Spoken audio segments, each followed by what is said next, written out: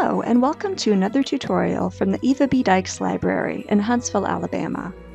Today we're going to be looking at the topic, Why isn't Google good enough? This is a popular question from students whose professors have given them an assignment and specified that they don't want them using Google or another search engine. Why is that? Let's look at some popular claims about Google and see how well they stand up. The first claim we're going to look at is the popular saying, Google has everything. But does it? Let's look at this quote from Popular Science in 2015, which states, according to a study published in Nature, Google indexes no more than 16% of the surface web and misses all of the deep web. Any given search turns up just 0.03% of the information that exists online, 1 in 3,000 pages. It's like fishing in the top 2 feet of the ocean. You miss the virtual Mariana Trench below. And this is just talking about the information that's online. It doesn't count information that still exists only in the offline world. So as we can see, Google has a great deal of information, but it doesn't have everything. Here's the second claim we're going to look at. Google always gives me what I need. Are you sure? Google is designed to return as many results as possible, but it doesn't vet those results for trustworthiness, though Google Scholar is better about this. Secondly, there's an issue of access. Many scholarly articles aren't available through Google or Google Scholar. They're available only through the library, which pays the subscription fees for you. There's also the issue of satisficing versus maximizing. When you satisfice, you search until you find something that's just good enough for the task at hand.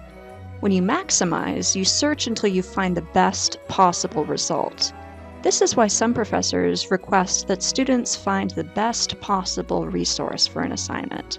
They want students to put in the extra work and maximize their search. We can compare this to finding a prom date versus finding a spouse. When you're looking for a prom date, you're basically satisficing. You're not going to scour the entire planet until you find the best possible prom date. But when you're looking for a spouse, you're not going to take the first person who comes along. You're really going to think long and hard about your decision. In the same way, there are times when you should satisfice. For example, when you're looking for a quick fact or figure, such as how many hurricanes have hit the US since 2007.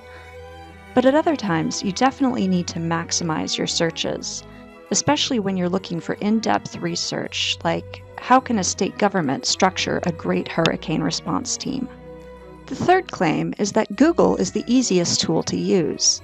In many ways, this is true, but that presents a problem. Google has a lot of talent and money behind it, so it's able to perform to a high level of functionality.